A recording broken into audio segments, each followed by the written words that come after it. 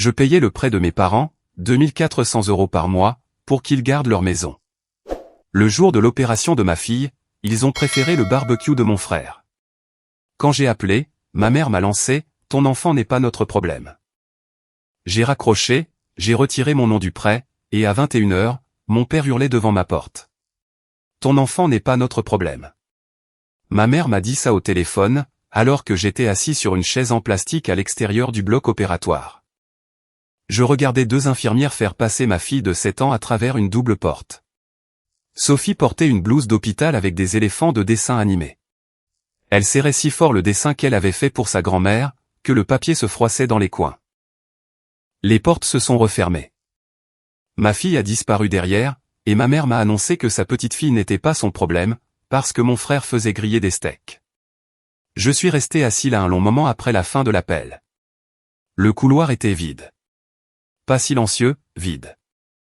Ce genre de vide qui n'existe que dans les couloirs d'hôpitaux, quand les heures de visite n'ont pas encore commencé, et que les seules personnes à cet étage sont des infirmières, et un père sur une chaise en plastique sans personne à côté de lui. J'ai regardé la chaise à ma gauche. J'ai regardé la chaise à ma droite. J'ai regardé la rangée de 6 chaises de l'autre côté du couloir. Toutes vacantes. Ma fille était derrière des portes que je ne pouvais pas ouvrir, et chaque siège de la salle d'attente était vide. Parce que les personnes qui avaient promis de les remplir étaient à 40 minutes de là, en train de manger de la poitrine de bœuf. L'écran de mon téléphone brillait encore, avec le nom de Linda affiché en haut. 3 minutes et 14 secondes. C'est le temps qu'a duré l'appel. C'est le temps qu'il a fallu pour que 33 ans de loyauté ne valent plus rien. L'opération était une ablation des amygdales et des végétations. Pas une menace pour sa vie. Mais Sophie n'avait que 7 ans, et elle était terrorisée depuis une semaine. Ce matin-là, elle s'était réveillée à 5h30 et était allée directement à la table de la cuisine avec ses crayons. Elle avait dessiné une maison avec une porte rouge, et 2 bonshommes allumettes dans le jardin. Elle avait écrit « Maison de grand-mère » en haut avec un crayon violet, en appuyant si fort que la cire avait laissé des rainures dans le papier. Elle l'avait plié 2 fois, glissé dans la poche avant de sa salopette, et m'avait dit qu'elle allait le donner à grand-mère à l'hôpital, parce que grand-mère disait toujours qu'elle n'avait pas assez de dessins sur son frigo. La seule chose qu'elle avait demandé, pendant que je l'attachais dans la voiture, c'était si grand-mère et grand-père venaient. Je lui avais dit oui. Parce qu'il m'avait dit oui. Parce que ma mère m'avait regardé droit dans les yeux, 6 jours plus tôt, et avait dit « Bien sûr que nous serons là, Jason, c'est notre petite fille. » Ils étaient au barbecue de Case. Mon frère avait acheté un fumoir sur mesure à 6 000 € et voulait crâner devant le quartier. Mes parents ont roulé 40 minutes, en dépassant l'hôpital, pour le regarder fumer de la viande. J'ai appelé à 11h15, 15 minutes avant que Sophie ne soit endormie. Mon père a répondu. J'entendais de la musique en fond, des rires, le cliquetis d'une spatule contre une grille. « Vous êtes où ?» ai-je demandé. « Elle est sur le point d'entrer. » Gordon s'est raclé la gorge. Le truc de Case a commencé plus tôt que prévu. Ta mère pensait que ce serait rapide. On passera à l'hôpital après. Elle va se faire opérer, papa. Ce sont ses amygdales, Jason. Son ton était plat. Celui qu'il prend quand il a déjà décidé que ce que vous ressentez n'est pas assez important pour le déranger. Elle ira très bien. Arrête de transformer tout en crise. Puis Linda a pris le téléphone, et elle ne s'est pas encombrée de chaleur. Ton enfant n'est pas notre problème. On lui enlève ses amygdales, ce n'est pas une opération à cœur ouvert. Arrête d'être dramatique et arrête de gâcher la journée de Case. On la verra quand on la verra. Elle a raccroché. Pas d'au revoir. Juste un clic, et le son d'une infirmière appelant le nom de ma fille de l'autre côté du couloir. J'ai rangé mon téléphone dans ma poche. J'ai marché jusqu'aux doubles portes. J'ai pressé ma main à plat contre la vitre, et j'ai regardé l'équipe chirurgicale préparer la salle par l'étroite fenêtre. Sophie était déjà sur la table. Elle regardait le plafond. Elle tenait toujours son dessin. Voici ce que ma famille ignore à mon sujet, ils pensent que je répare des câbles pour gagner ma vie. Ma mère a dit un jour à un voisin que Jason faisait des travaux électriques. Sa voix avait le ton exact de quelqu'un décrivant un hobby qui n'était jamais vraiment devenu une carrière. Mon père ne m'a jamais demandé ce que signifiait l'électricien commercial. Mon frère Case m'a un jour présenté à une fête comme le gars que tu appelles quand tes prises ne marchent plus. Ce que je fais en réalité, c'est câbler des hôpitaux, des centres de données et des usines industrielles. J'ai une licence de maître électricien. Je gère des équipes de 12 personnes. Le service de chirurgie où ma fille était allongée possédait un système de générateur de secours que mon entreprise avait installé 3 ans plus tôt. Les lumières qui veillaient sur sa sécurité passaient par des panneaux que j'avais aidé à mettre en service. Je maintiens des bâtiments en vie pour gagner ma vie. Et j'ai maintenu la maison de mes parents en vie, gratuitement. Quand j'avais 25 ans, j'ai refait tout leur tableau électrique. 3 week-ends, 40 heures de travail. Leur maison était un risque d'incendie. Le câblage en aluminium avait 40 ans, et le boîtier des disjoncteurs présentait des marques de brûlure sur 2 bornes. J'ai tout remplacé. Je ne leur ai pas facturé 1 euro. Quand j'ai eu fini, Gordon a traversé la cuisine, appuyé sur un interrupteur et a dit, il était temps, ce panneau bourdonnait depuis des années. Il ne m'a pas dit merci. Il ne m'a pas offert d'eau. Il a regardé le nouveau panneau de la façon dont on regarde quelque chose qui aurait dû être là depuis le début. Cette même année, je me suis porté co-emprunteur de leur prêt immobilier. Le paiement mensuel était de 2400 €. C'est ce qu'il m'avait dit. Linda s'est assise à sa table de cuisine, les papiers étalés devant elle, les larmes aux yeux, et a dit, juste jusqu'à ce que l'entreprise de Case démarre. Il aidera, Jason, tu sais qu'il le fera. Case n'a jamais aidé. 7 ans plus tard, j'envoyais toujours 2400 € chaque mois à une société de crédit hypothécaire, pour une maison dans laquelle je ne vivais pas. Tout en élevant ma fille seule, dans un appartement de 2 chambres à 4 pâtés de maison de la caserne des pompiers. Je dois remonter plus loin. Parce que l'opération, l'appel téléphonique et le barbecue n'étaient pas la trahison. Ce n'était que la facture. Quand j'avais 24 ans, ma femme est partie. Elle disait que mes horaires étaient trop longs, que l'argent manquait, et qu'elle n'avait pas signé pour être mariée à un homme dont la famille appelait chaque week-end pour demander quelque chose. Elle avait raison sur le dernier point. Mes parents m'appelaient pour des réparations, pour des prêts, pour les emmener à l'aéroport, pour garder le chien quand il partait rendre visite à Case dans sa nouvelle maison à 3 heures de route. Quand ma femme est partie, je m'attendais à ce que mes parents m'aident avec Sophie. Ils ne l'ont pas fait. Linda a dit à toute la famille élargie que je l'avais fait fuir avec mon emploi du temps. Gordon m'a dit, lors d'un barbecue, assez fort pour que ses amis l'entendent, un vrai homme garde sa femme, tu aurais peut-être dû passer moins de temps au travail et plus de temps à la maison. J'avais 24 ans, une fille d'1 an, des papiers de divorce, et 2 parents qui utilisaient ma crise comme sujet de conversation. Personne ne m'a proposé de prendre Sophie un week-end. Personne ne m'a apporté un repas. Case a envoyé un texto disant, coup dur, mec, tiens le coup. Quand Sophie a eu 5 ans, j'ai organisé une fête d'anniversaire dans notre appartement. Des serpentins, un gâteau acheté en magasin avec un glaçage rose, 6 de ses amis de l'école. J'avais invité mes parents 3 semaines à l'avance. Linda avait dit qu'ils seraient, absolument, là.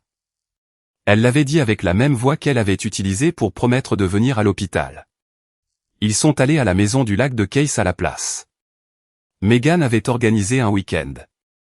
La maison du lac avait un ponton et un nouveau bateau que Case avait acheté. Avec de l'argent dont je découvrirai plus tard qu'il venait d'une ligne de crédit immobilier, ELOC. Mes parents avaient préféré le bateau au gâteau d'anniversaire d'une enfant de 5 ans. Le matin de la fête, Sophie avait préparé une assiette de cookies pour grand-mère. Elle était montée sur un marchepied au comptoir, et avait enfoncé les pépites de chocolat dans la pâte, une par une, parce qu'elle voulait qu'ils soient parfaits. Elle les avait enveloppés dans du papier d'aluminium, placés sur une assiette en carton avec une serviette, et posés sur le rebord de la fenêtre près de la porte d'entrée. Puis elle a attendu. Elle a attendu pendant que ses amis chantaient « Joyeux anniversaire ». Elle a attendu pendant qu'ils mangeaient le gâteau. Elle a attendu après le départ de tout le monde, quand l'appartement est devenu silencieux, et que les serpentins commençaient à se décoller du scotch. Pendant 3 heures. Linda m'a envoyé un message à 21 h ce soir-là. Désolé mon chéri, j'ai perdu la notion du temps. Dis à Sophie qu'on l'aime. Sophie s'était déjà endormie sur le canapé.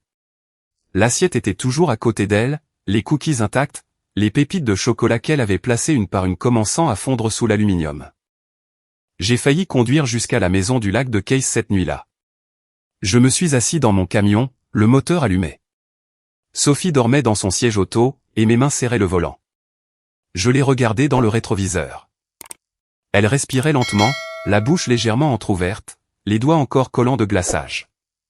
J'ai coupé le moteur et je l'ai portée à l'intérieur, parce qu'elle avait déjà subi assez de déceptions pour une seule journée. Pendant ce temps, Case conduisait un pick-up à 58 000 € avec le logo de son entreprise de paysagisme sur la portière. Sa femme, Megan, avait un placard rempli de vêtements de créateurs qu'elle photographiait pour Instagram, chaque dimanche matin, dans une cuisine dont j'apprendrai plus tard que la rénovation avait coûté 35 000 €. Leur maison avait une piscine qui coûtait 800 € par mois en entretien. Elle avait aussi un patio avec un fumoir encastré à 6 000 €, que Gordon appelait un « investissement dans la famille ». Case se disait entrepreneur. Son entreprise de paysagisme comptait 4 employés, fonctionnait à perte chaque trimestre, et n'avait jamais généré un profit qui n'ait été subventionné par l'argent de quelqu'un d'autre. Mais mes parents ne remettaient jamais en question les finances de Case, comme ils remettaient en question mes horaires, mon mariage, ou mon rôle de père. Je vivais dans un appartement de 2 chambres. Le climatiseur de fenêtre gelait en janvier, et le chauffe-eau nous donnait 11 minutes d'eau chaude avant de devenir glacé. Sophie et moi partagions une salle de bain de la taille d'un placard. Sa chambre avait un ventilateur de plafond que j'avais installé moi-même, car le propriétaire refusait de le réparer, et la chaleur de l'été la faisait se réveiller en sueur à 3 heures du matin. Mon camion affichait 190 000 miles, et le voyant moteur était allumé depuis novembre. J'aurais pu le réparer, c'est mon métier de réparer les choses, mais l'outil de diagnostic coûtait 200 €. C'était le montant du reste à charge pour le dentiste de Sophie, alors le voyant restait allumé. Chaque mois, je faisais un chèque de 2 400 €. Je conduisais jusqu'à la banque, je le remettais à un guichetier, puis je rentrais chez moi et je ne dînais pas avant que Sophie ne soit endormie.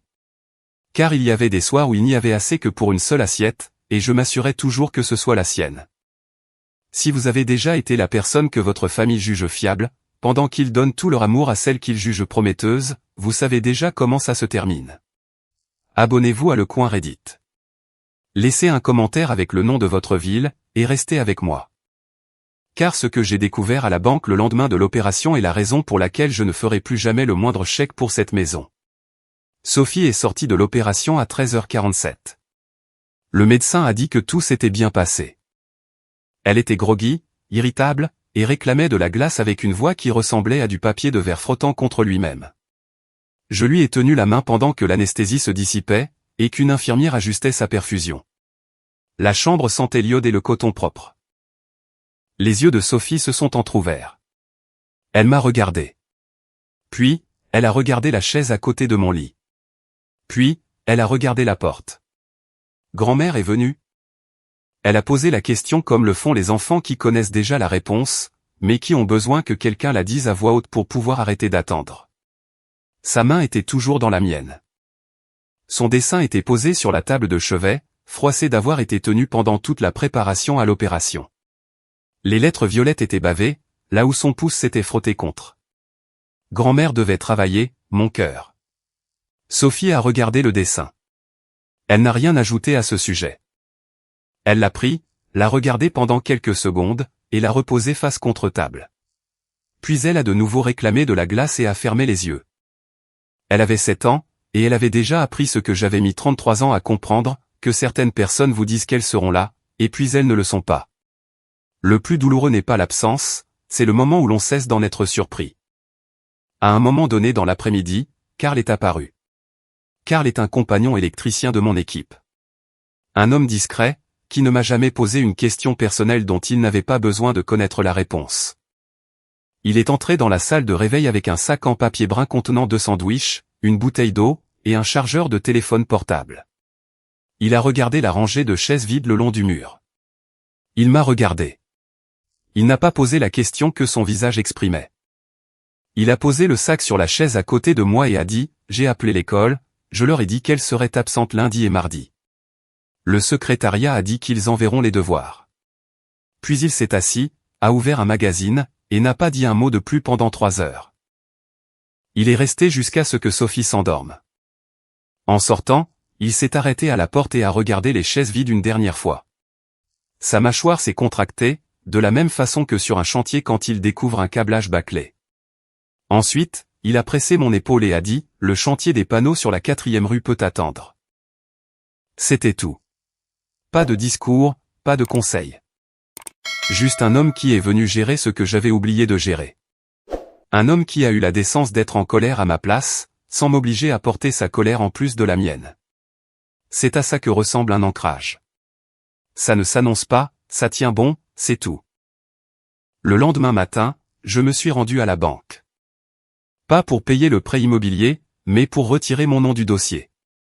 Je me suis assis face à une conseillère nommée Patricia. Elle a ouvert le compte et a froncé les sourcils devant son écran plus longtemps que la normale. « Monsieur Lawson », a-t-elle dit. « Le paiement mensuel de ce prêt est de 1 600 €. Je l'ai regardé. C'est 2400. Je paie 2004 cents par mois depuis 7 ans. Patricia a tourné son écran vers moi. Le relevé hypothécaire était là.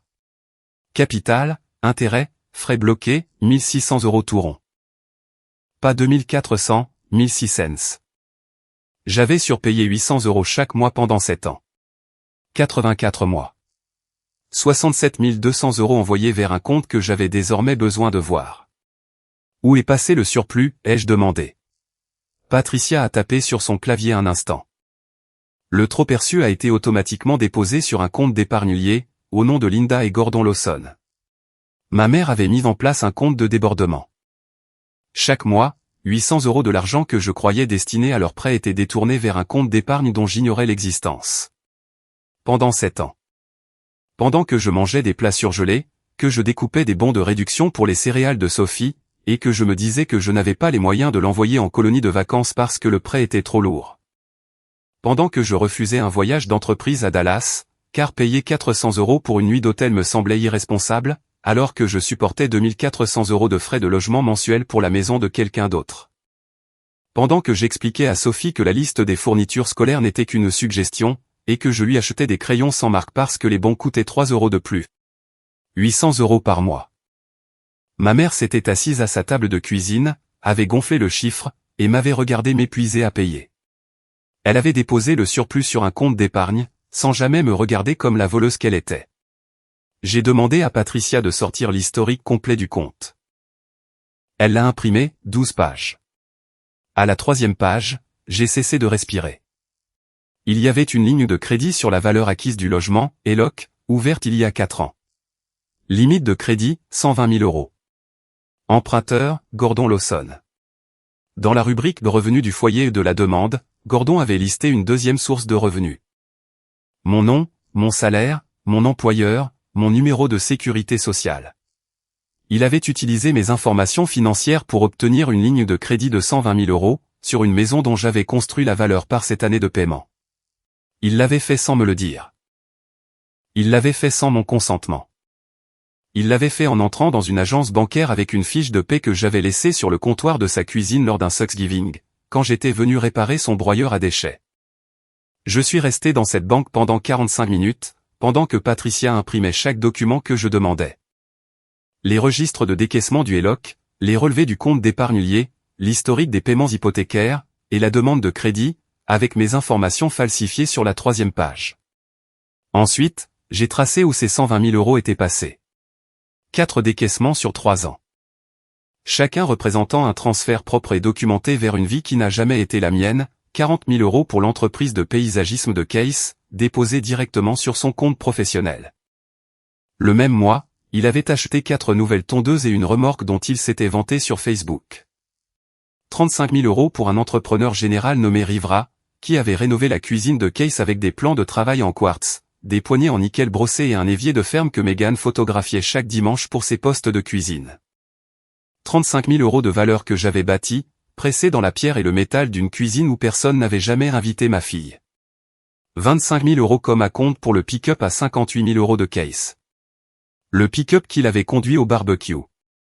Celui avec le logo de paysagisme sur la portière, que ma mère appelait la marque de Case comme s'il s'agissait d'une entreprise du Fortune 500, et non de 4 types avec des râteaux et un acompte volé. Les 20 000 € restants avaient été retirés en espèces sur 18 mois, listés comme « dépenses du foyer », sur des relevés qui n'ont jamais inclus le moindre reçu pour quelque chose bénéficiant à moi ou à Sophie. Ma mère m'avait dit que je payais 2400 € par mois pour garder un toit au-dessus de leur tête. La vérité, c'est que je payais 2400 € par mois pour construire une ligne de crédit qu'ils avaient utilisée pour financer la vie entière de mon frère. L'entreprise de Case. Le pick-up de Case. La cuisine de Case. La piscine de Case.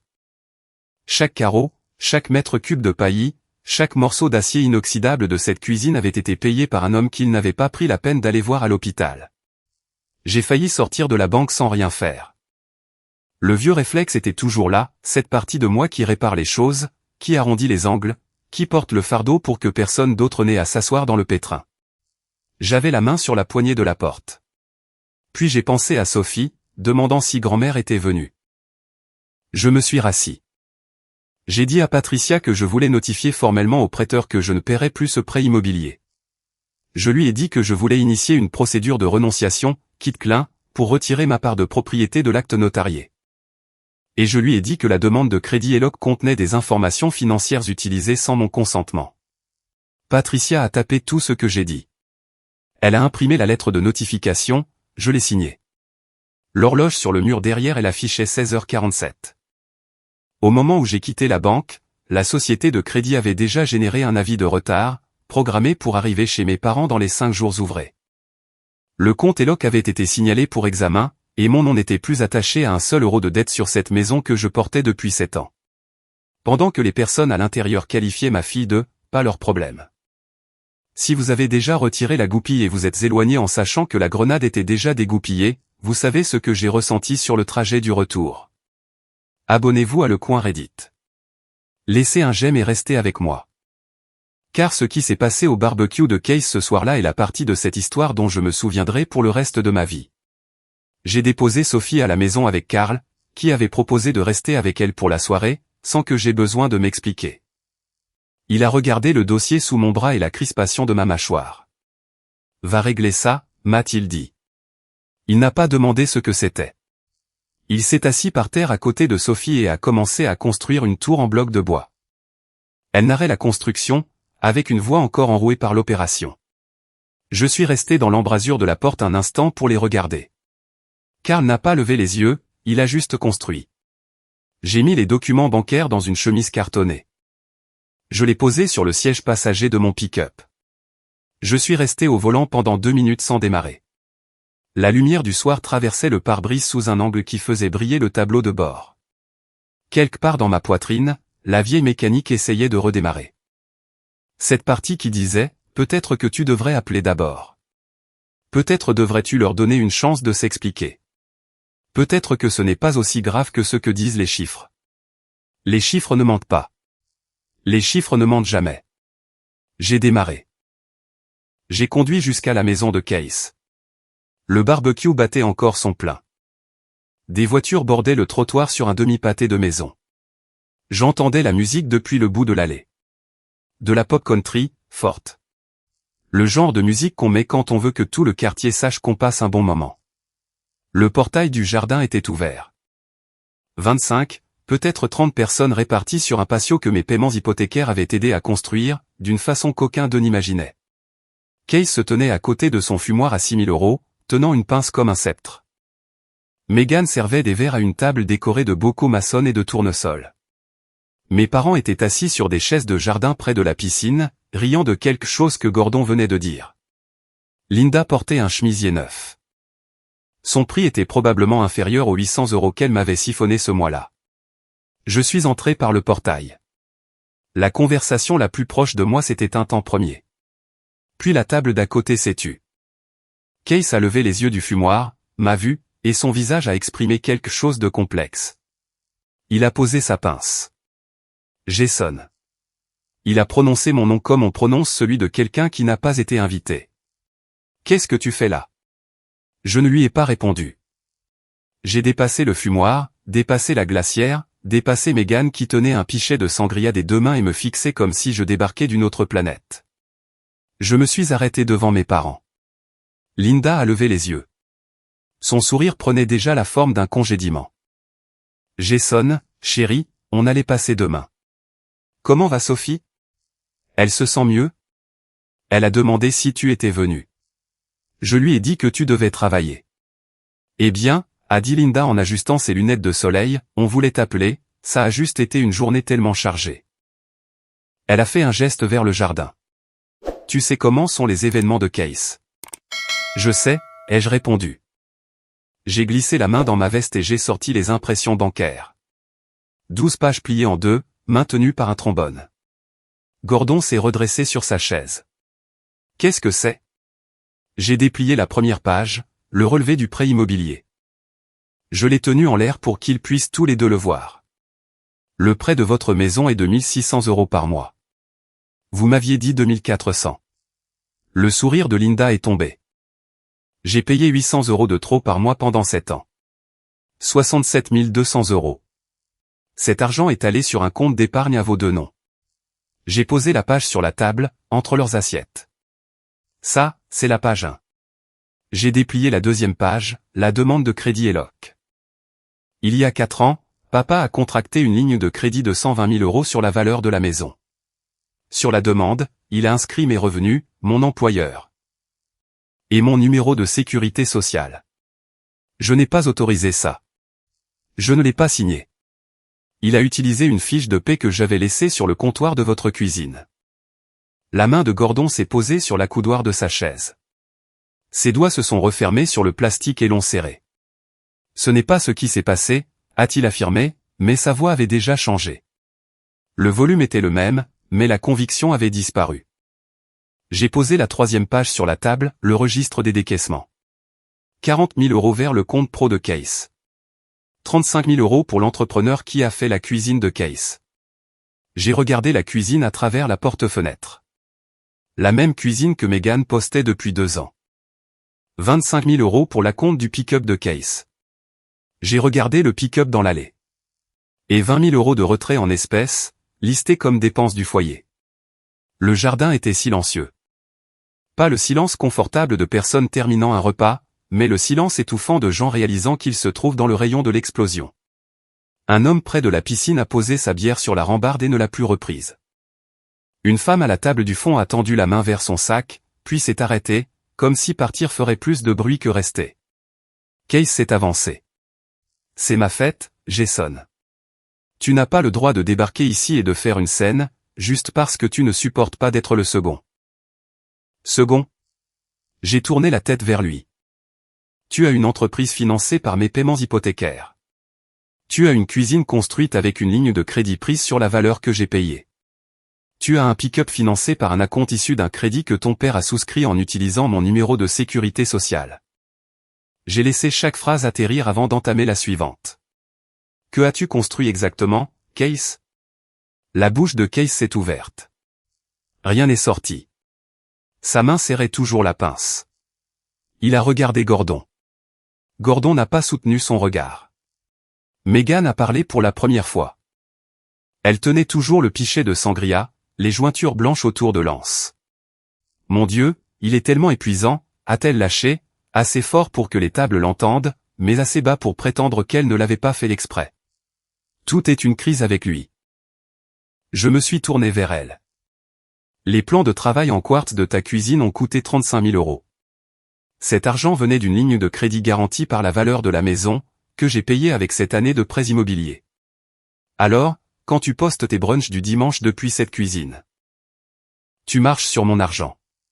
Juste pour que tu le saches. Megan a posé le pichet.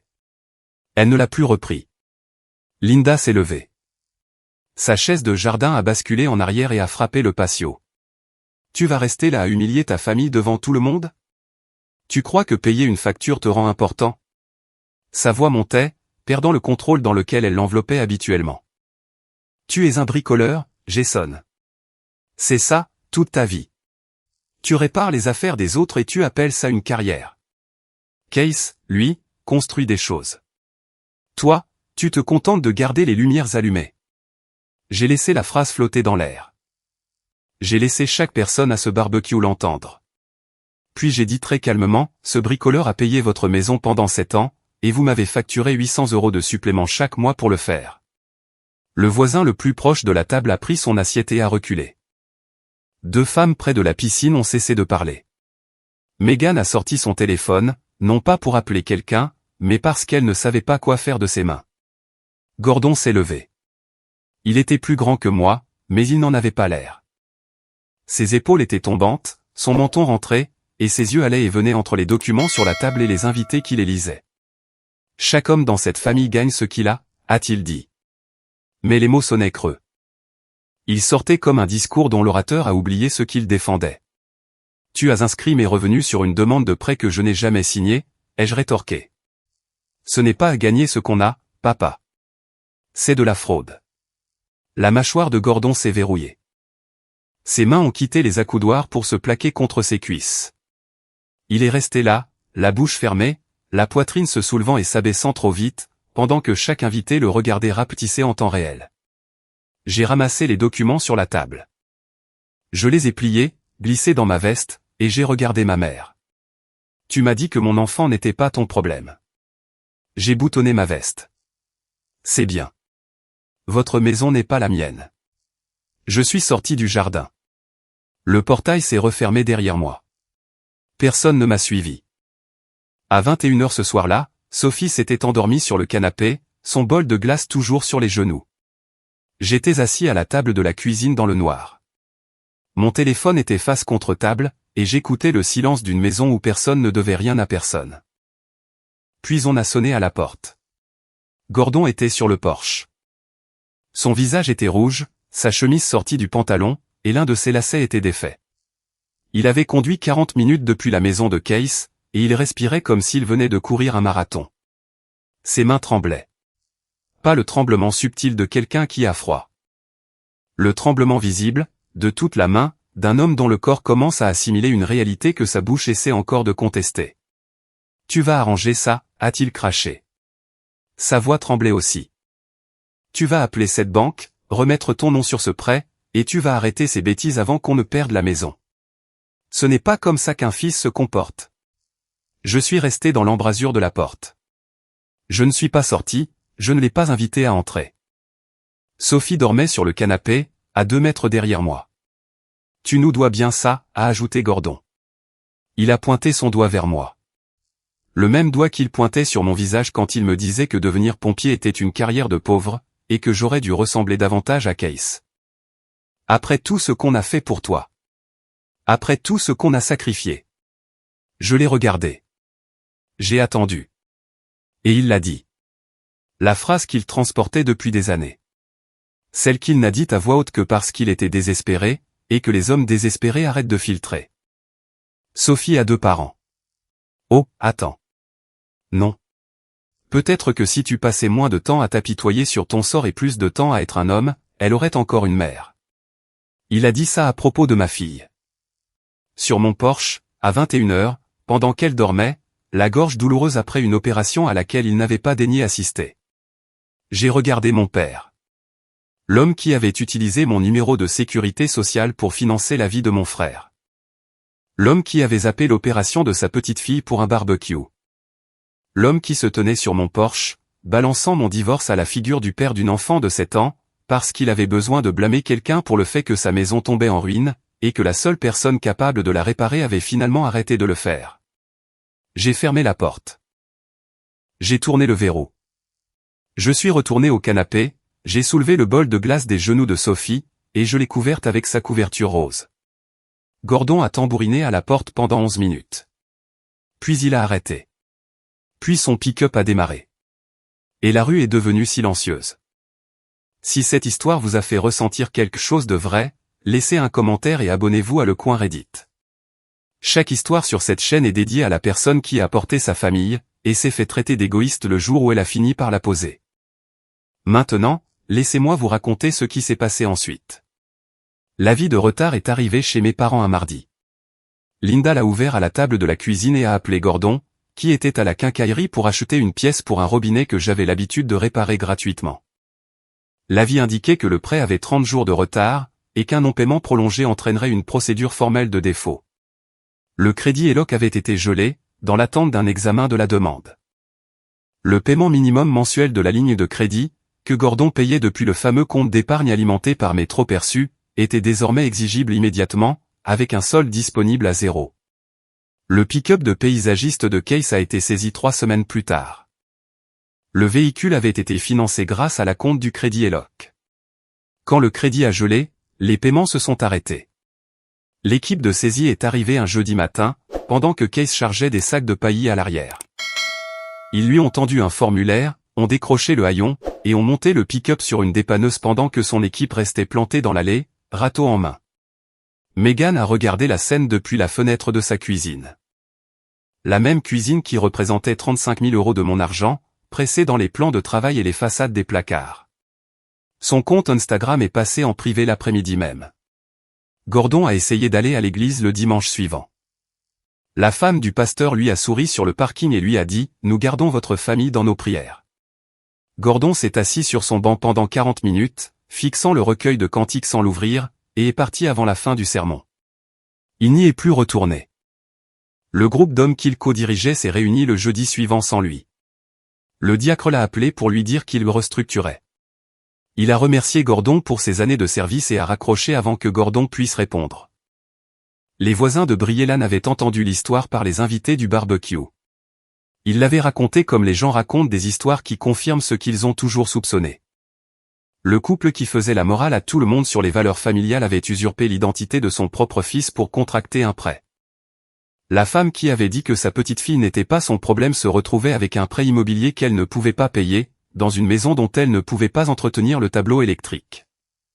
L'homme qui avait dit que son plus jeune fils n'était pas un vrai homme était assis dans son salon, avec un lacet défait, devant une pile de lettres de la banque adressées aux 2 emprunteurs.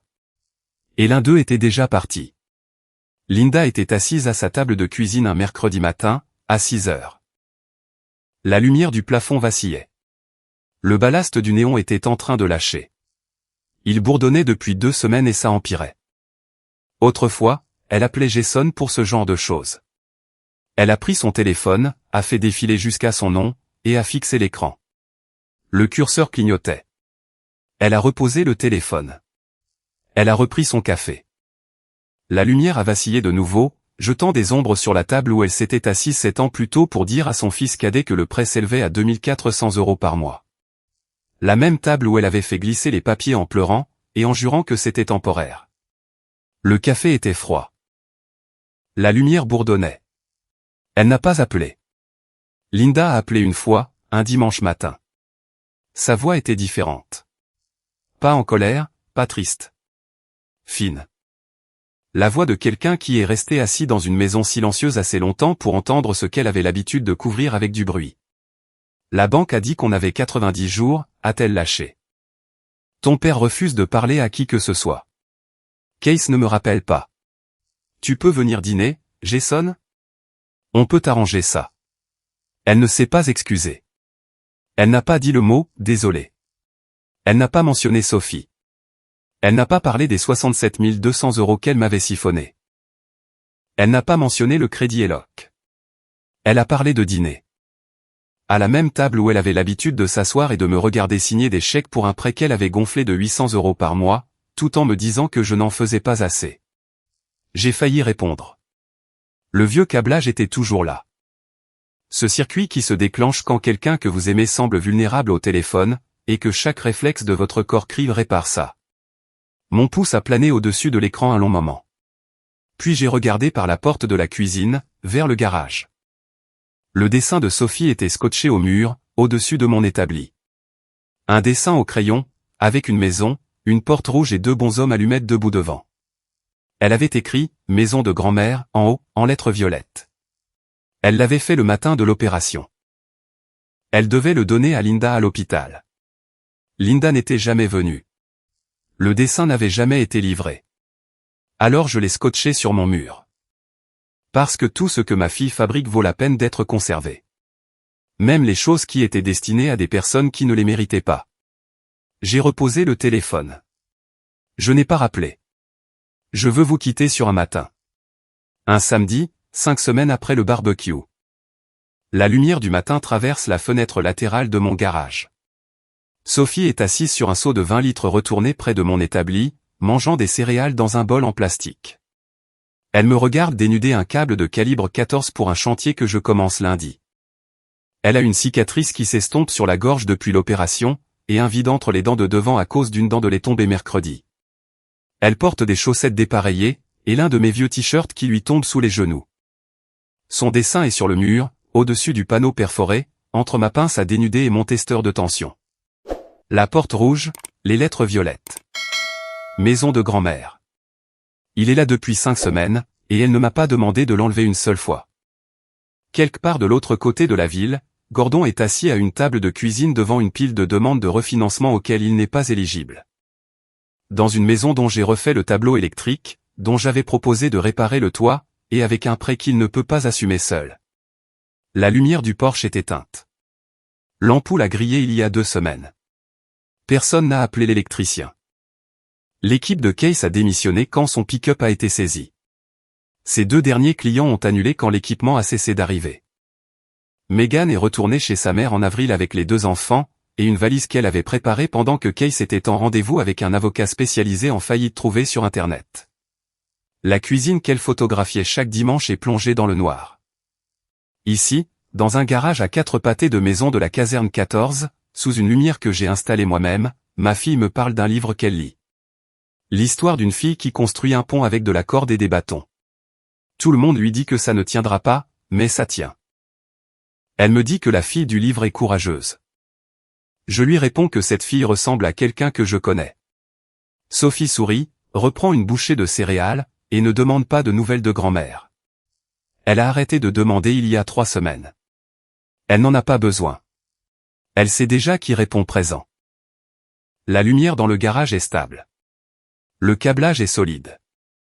Je l'ai vérifié moi-même. Si vous avez aimé cette histoire, n'hésitez pas à aimer cette vidéo, à vous abonner à la chaîne, et à partager vos impressions dans les commentaires.